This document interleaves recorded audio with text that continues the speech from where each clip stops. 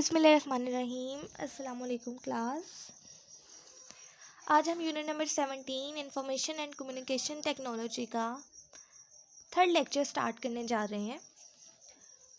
New topic पढ़ने से पहले हम पिछले टॉपिक्स का रिव्यू कर लेते हैं, जिसमें हमने फ्लो ऑफ इंफॉर्मेशन और transmission of electrical signals through wires के बारे में पढ़ा था।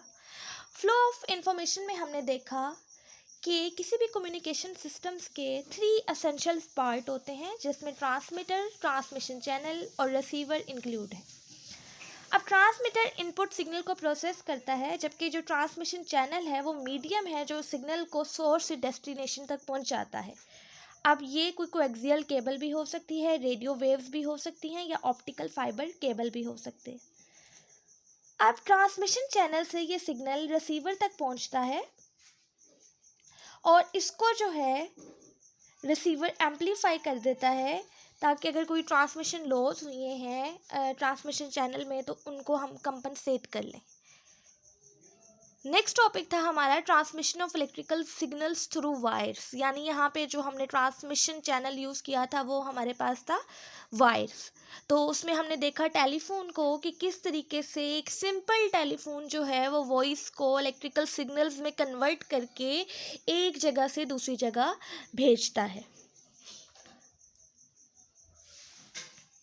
अब आज का जो हमारा टॉपिक है वो है transmission of radio waves through space. अब जो इलेक्ट्रिकल सिग्नल्स हैं ये एक जगह से दूसरी जगह जो है हम इनको भेज सकते हैं, केबल्स के थ्रू भी भेज सकते हैं और रेडियो वेव्स के थ्रू भी भेज सकते हैं। लेकिन अगर हमने इनको लॉन्ग डिस्टेंस तक ट्रांसमिट करना है, बहुत दूर दराज की जगहों में भेजना है, तो उसके लिए हमें जो है वो रेडियो वेव्स चाहिए होंगी, रेडियो इलेक्ट्रोमैग्नेटिक वेव्स। क्यों? क्योंकि लॉन्ग डिस्टेंस तक अगर हम केबल्स के थ्रू इन सिग्नल्स को ट्रांसमिट करवाएंगे तो जो ट्रांसमिशन मीडिया है इसमें इंटरफेरेंस की वजह से जो सिग्नल्स हैं उनमें डिस्टॉर्शन बहुत ज़्यादा होगी, जिसकी वजह से साउंड की क्वालिटी भी अच्छी नहीं होगी। तो करते क्या है, हम इंफॉर्मेशन को लॉन्ग डिस्टेंसेस पे ट्रांसमिट करने के लिए इसको हम सुपर इम्पोज कर देते हैं रेडियो इलेक्ट्रोमैग्नेटिक वेव्स में, जिसमें हम आज एग्जाम्पल में रेडियो ही पढ़ेंगे कि किस तरीके से रेडियो स्टेशन से जो है वो आवाज़ ट्रांसमिट होकर हमारे घरों में जो रेडियो हैं उनके लाउड स्पीकर से हमें जो है वो सुनाई देती है। सबसे पहले बच्चों इसमें आ जाता है ट्रांसमीटर। अब रेडियो स्टेशंस पे होता क्या है कि आवाज़ माइक्रोफोन के ज़रिए जो है वो आवाज़ प्रोड्यूस्ड होती है, उसको जो है हम क्या कर देते हैं माइक्रोफोन के थ्रू इलेक्ट्रिकल सिग्नल्स में कन्वर्ट कर देते हैं। अब ये जो इलेक्ट्रिकल सिग्नल्स हैं इनको मॉड्यूलेटर के थ्रू जो है हम सुपर इम्पोज्ड कर देते हैं रेडियो इलेक्ट्रोमैग्नेटिक वेव्स में। बच्चों ये रेडियो इलेक्ट्रोमैग्नेटिक वेव्स में हम क्यों इसको सुपर इम्पोज करते हैं मॉड्यूलेटर के थ्रू? हालांकि हम ऑडियो फ्रीक्वेंसी के थ्रू भी जो है डायरेक्ट केबल्स के थ्रू सिग्नल पास करवा सकते थे, लेकिन मैंने आपको पहले बताया कि लॉन्ग डिस्टेंस पर हम केबल के थ्रू नहीं करवाएंगे, बल्कि हम रेडियो वेव्स का यूज़ करेंगे। अब मॉड्यूलेटर का क्या काम है? मॉड्यूलेटर की आपकी बुक में तो नहीं डेफिनेशन, लेकिन मैं आपको बता देती हूँ कि modulator is a electronic circuit that super impose a low frequency information into a high frequency carrier signal for purpose of transmission, wireless transmission. अब मॉड्यूलेटर ने करना क्या है क्लास, इसकी आप मिसाल बिल्कुल एक रेलगाड़ी और पटरी की तरह ले सकते हैं कि अगर रेलगाड़ी है उसने फास्ट वे में जो है वो एक जगह से दूसरी जगह जाना है तो वो पटरी के ऊपर जाएगी, लेकिन अगर उसको हम पटरी से उतार देते हैं तो फिर तो वो बिल्कुल भी नहीं जा पाएगी।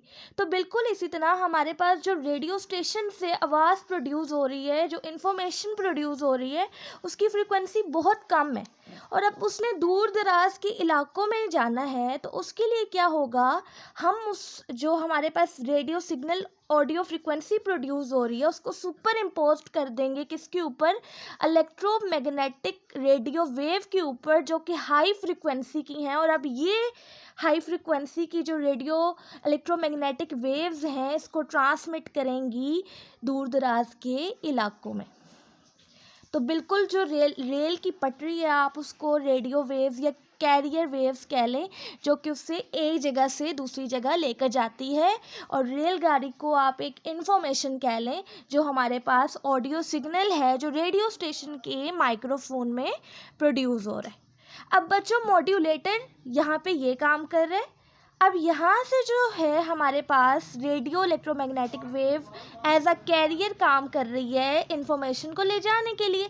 अब ये एम्पलीफायर में जाएगी जहाँ पे इसकी क्वालिटी को जो है वो बेहतर बनाया जाएगा, एम्पलीफाई किया जाएगा। एम्पलीफाई में आपको पता है कि जो साउंड है उसको एम्पलीफाई कर दिया जाता है, यानी उसकी जो आवाज़ है वो ऊंची कर दी जाती है, ठीक है ना, मैक्सिमम जो है उसका एम्पलीट्यूड कर दिया जाता है। अब उसके बाद ये एंटीना में फीड की जाएगी। अब अदर एंड पे हमारे पास बच्चों आ जाता है रिसीवर। अब रिसीवर का क्या काम है, ये जो है वो मॉड्यूलेटेड सिग्नल को जो है वो रिसीव करता है और फिर उसको एम्पलीफाई करके डीमॉड्यूलेटर के पास भेज देता है। अब बच्चों डीमॉड्यूलेटर क्या कर रहा है, डीमॉड्यूलेटर यहाँ पे एक काम जो है वो कर रहा है, और वो ये है कि ये जो ऑडियो सिग्नल था इसको कैरियर वेव यानी जो हमारे पास रेडियो इलेक्ट्रोमैग्नेटिक वेव है जिसको लेकर आई है उसमें से एक्सट्रैक्ट कर लेगा, इंफॉर्मेशन उसमें से निकाल लेगा, ताकि जो रिसीविंग एंड पे रिसीवर है जो कि हम हैं, हम उसको साउंड की फॉर्म में सुन सकें। तो डीमॉड्यूलेटर यहाँ पे क्या कर रहा है कि जो इन्फॉर्मेशन है उसको कैरियर वेव में से जो हमारे पास रेडियो इलेक्ट्रोमैग्नेटिक वेव है उसमें से एक्सट्रैक्ट कर रहा है, और फिर ये बच्चों एक्सट्रैक्ट ऑडियो सिग्नल या जो हमारे पास साउंड वेव्स हैं ये फिर ऑडियो एम्पलीफायर के पास जाती हैं जहाँ पे साउंड की क्वालिटी इन्हेंस की जाती है। और फिर हमारे रेडियोज़ में से या जो मोबाइल फ़ोन्स में रेडियोज़ हैं उनके लाउड स्पीकर से हमें जो है वो पर्टिकुलर फ्रीक्वेंसीज़ का जो चैनल है, एफएम चैनल्स जैसे आपको पता होगा डिफरेंट फ्रीक्वेंसीज़ के होते हैं, तो वो जो है उधर से हमें आवाज़ जो है वो सुनाई देगी। तो ये अब पूरा जो काम है यानी ट्रांसमीटर का और रिसीवर का जो काम है यहाँ पे इस जो पिक्चर आपको शो हो रही है इसमें कंबाइन कर दिया गया है। अब आप देख सकते हैं कि माइक्रोफोन से साउंड वेव्स प्रोड्यूस हुई। अब ये जो साउंड वेव्स हैं बच्चों, हमारे पास जो कैरियर वेव है वो रेडियो फ्रीक्वेंसी है, ठीक है ना, रेडियो इलेक्ट्रोमैग्नेटिक वेव है। अब ये दोनों मॉड्यूलेटर में जाएंगी, यहाँ पर हम इसको सुपर इम्पोस्ट कर देंगे रेडियो इलेक्ट्रोमैग्नेटिक वेव में। अब ये जो मॉड्यूलेटर है ये सिग्नल को जो है वो आगे ट्रांसमिट करेगा एंटीना में, और फिर एंटीना जो है इसको दोबारा रिसीवर तक लेकर आएगा। रिसीवर में ये एम्पलीफायर के थ्रू डीमॉड्यूलेटर के पास जाएंगी, जिसमें डीमॉड्यूलेटर क्या करेगा, इन